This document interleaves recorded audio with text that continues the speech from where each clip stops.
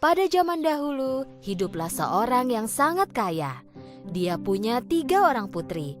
2 diantaranya sangatlah serakah dan egois. Tapi putri yang ketiga memiliki hati yang penuh kasih dan baik. Suatu hari, ayah mereka menerima kabar bahwa kapalnya tenggelam karena badai. Pria malang itu kehilangan segalanya dan hanya menyisakan rumah kecilnya yang ada di desa. 2 putrinya yang serakah tentu saja tidak senang dengan keadaan ini. Sepanjang hari mereka hanya duduk dan mengeluh. Semua pekerjaan rumah diserahkan kepada si cantik. Setelah sekian lamanya, ayah mereka mendengar bahwa salah satu kapalnya yang hilang telah berhasil tiba di pelabuhan. Dia mulai bersiap untuk segera pergi ke pelabuhan. Dan sebelum pergi, dia bertanya pada putri-putrinya. Apa yang harus kubawa untuk kalian? Gaun, sepatu, kalung, gelang. Dan kamu cantik, apa yang kau inginkan? Setangkai mawar saja sudah cukup, ayah. Ayah mereka tiba di pelabuhan setelah berjalan jauh.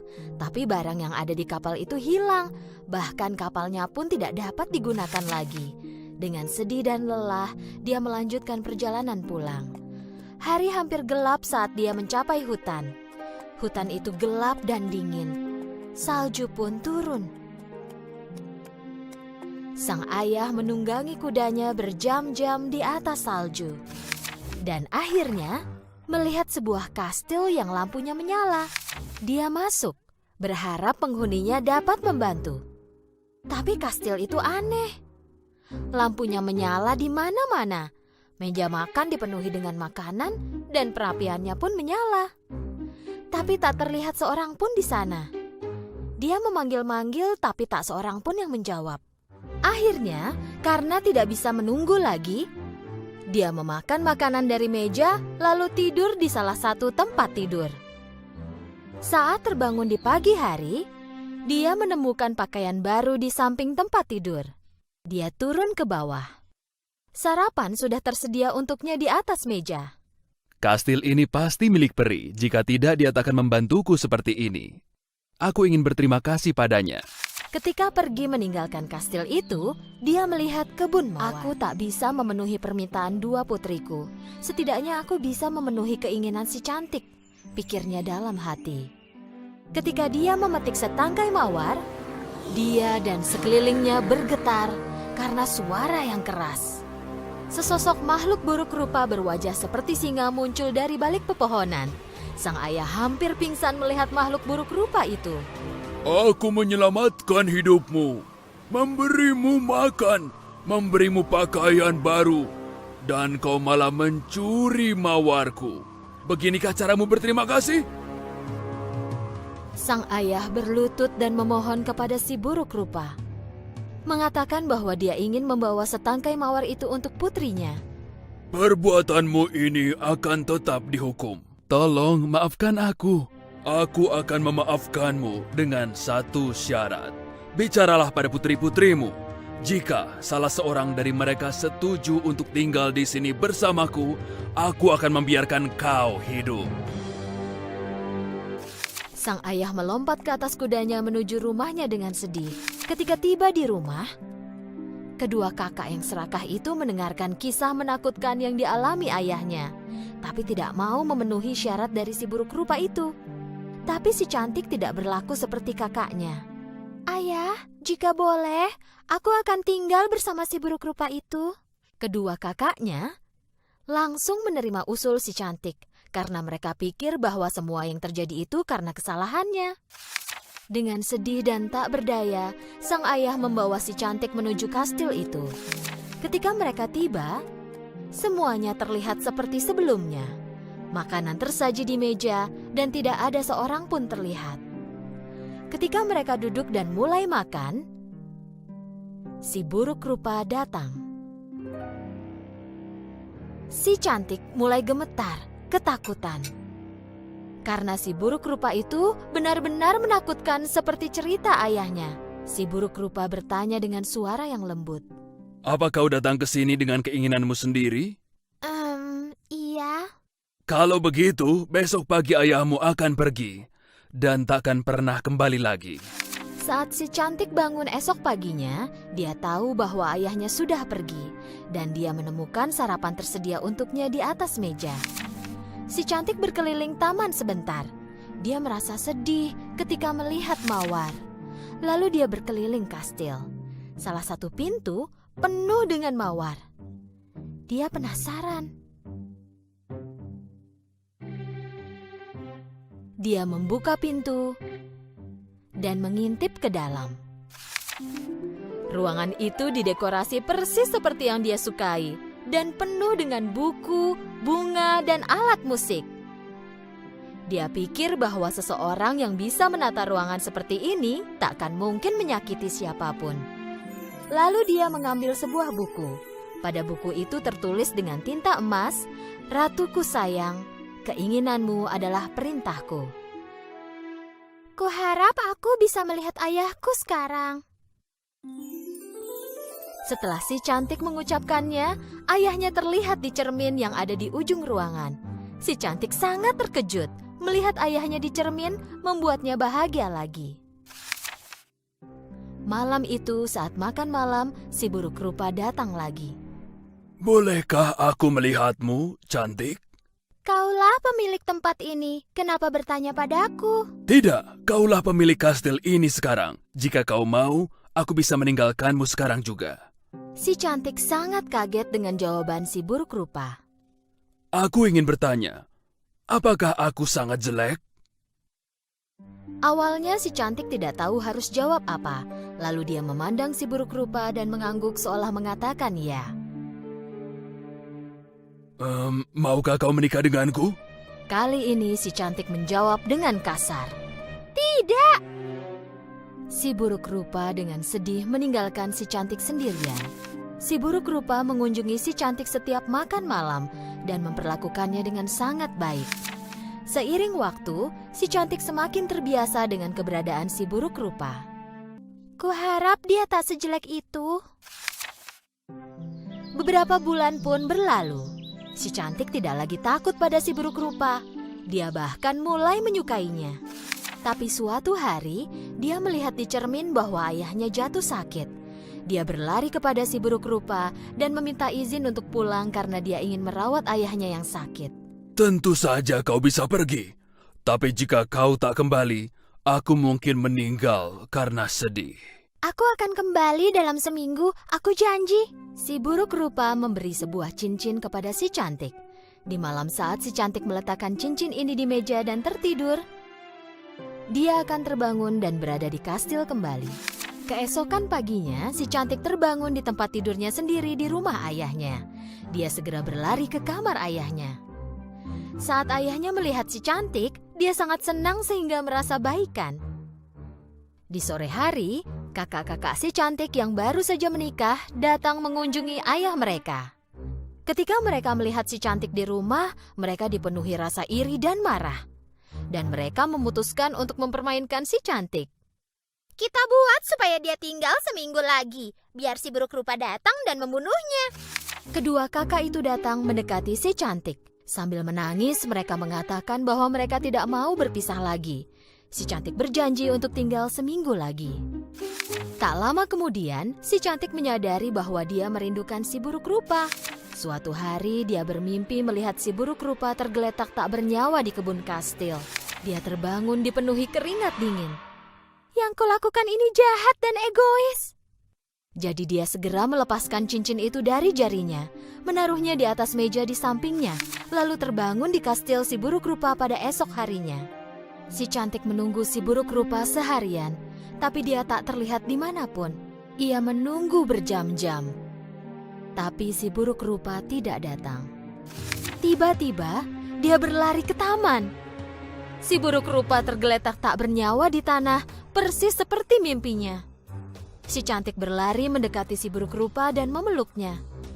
Jantung si buruk rupa masih berdetak. Dia tak bisa membuka mata dan kesulitan berbicara. Kupikir kau tak akan kembali. Aku berhenti makan dan bersiap untuk mati. Tapi aku mencintaimu dan ingin menikah denganmu. Pada saat itu juga, sesuatu yang ajaib terjadi. Tiba-tiba kastil menjadi lebih terang dan lebih indah. Si cantik melihat sekeliling dengan tertegun lalu berpaling kembali pada si buruk rupa. Tapi di tempat si buruk rupa tadi terbaring, ada seorang pangeran muda dan tampan. Saat si cantik melihatnya, dia mulai menangis. "Siapa kau? Dan kemana perginya si buruk rupa?" Pangeran itu berdiri dan mulai bercerita. Akulah si buruk rupa, seorang penyihir jahat mengutukku. Dia mengubahku menjadi si buruk rupa. Jika kau tidak bilang bahwa kau ingin menikah denganku, aku pasti akan hidup sebagai si buruk rupa selamanya. Saat si cantik mendengarnya, dia senang sekali. Dengan kebaikan hatinya, dia menemukan cinta sejati. Si cantik dan pangeran menikah dan hidup bahagia selamanya.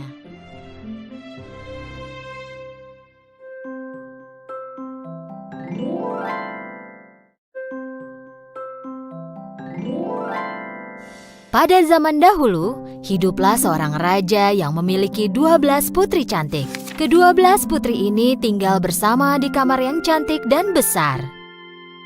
Raja melindungi putri-putrinya dengan sepenuh hatinya, dan saat waktunya tidur di malam hari, putri-putrinya tidak diizinkan keluar. Tapi setiap pagi, mereka bangun dengan keadaan yang sangat aneh. Sepatu para putri terlihat rusak seolah-olah mereka menari semalaman. Raja harus membelikan sepatu baru setiap hari. Tetapi keesokan harinya, sepatu tersebut selalu rusak. Raja atau anak buahnya di kastil tidak dapat memecahkan misteri sepatu itu. Bagaimana ini bisa terjadi? Bagaimana sepatu baru menjadi rusakannya dalam waktu semalam? Yang mulia, kami tak bisa mengerti. Akhirnya Raja berkata, Siapapun yang memecahkan misteri tentang sepatu putri-putriku dapat menikahi putri pilihannya, menjadi menantuku, dan akan menjadi raja setelah aku mati nanti. Tetapi dia hanya punya waktu 3 hari 3 malam untuk memecahkannya. Jika tidak, dia akan dipenjara seumur hidup. Banyak pemuda di kerajaan itu dan bahkan pangeran dari kerajaan lain datang ke kastil. Mereka menjaga pintu kamar 12 putri. Tetapi setelah beberapa hari, tak seorang pun yang dapat memecahkan misteri itu. Dan sepatu putri terus-menerus rusak dalam semalam. Akhirnya, seorang pemuda berhati baik ingin mencobanya. Dan dia pun pergi ke kastil. Di tengah jalan, dia bertemu seorang nenek kumal yang terlihat sangat miskin. "Nak, aku sangat lapar. Maukah kau memberiku sepotong roti?" Pemuda itu memberikan semua makanan yang ada di tasnya kepada si nenek. Sang nenek sangat senang karena pemuda sebelumnya yang ia jumpai tidak memberikan apa-apa. Nenek itu tahu bahwa pemuda ini berbeda dari pemuda lainnya. Sebagai balasannya, nenek itu memberikan jubah ajaib. "Ambillah jubah ajaib ini. Saat memakainya, kau akan jadi tidak terlihat. Jam 12 malam tepat, kenakan jubah itu supaya tidak terlihat dan masuklah ke kamar putri. Dengan begitu, kau dapat memecahkan misteri sepatu itu. Tapi hati-hati, jangan meminum apapun yang diberikan para putri kepadamu. Mereka memang putri-putri nakal." Pemuda itu mengambil jubah ajaib dan pergi ke kastil. Dan ketika tiba di kastil, dia menyampaikan tujuannya yaitu untuk memecahkan misteri sepatu. Hari pertama ketika dia berjaga di luar kamar putri, putri sulung keluar dengan segelas air limun. "Kau pasti haus. Kami membuatkan air limun untukmu. Ayo minumlah." Pemuda itu lupa akan peringatan sang nenek lalu meminumnya. Tak lama kemudian dia pun mengantuk. Dia tertidur nyenyak sepanjang malam di kamar yang sudah disiapkan para putri untuknya. Ketika pagi datang, pemuda itu bangun dengan panik. Aku seharusnya memakai jubah ajaib dan masuk ke kamar putri. Pada malam kedua, pemuda itu berjaga lagi di depan kamar putri. Kali ini putri lainnya keluar dengan membawa segelas jus. Pemuda itu sangat haus ketika berjaga dan menunggu malam semakin larut. Tanpa berpikir, ia pun meminum semua jus yang diberikan kepadanya. Dan tentu saja, dia pun tertidur lagi. Keesokan paginya saat bangun, ia pun ingat pesan sang nenek. Hati-hati, jangan minum apapun yang diberikan putri kepadamu. Pasti ada obat tidur dalam minuman yang diberikan putri itu. Pada saat itu raja mendatangi sang pemuda. 2 hari berlalu dan kau masih belum memecahkan misteri sepatu itu.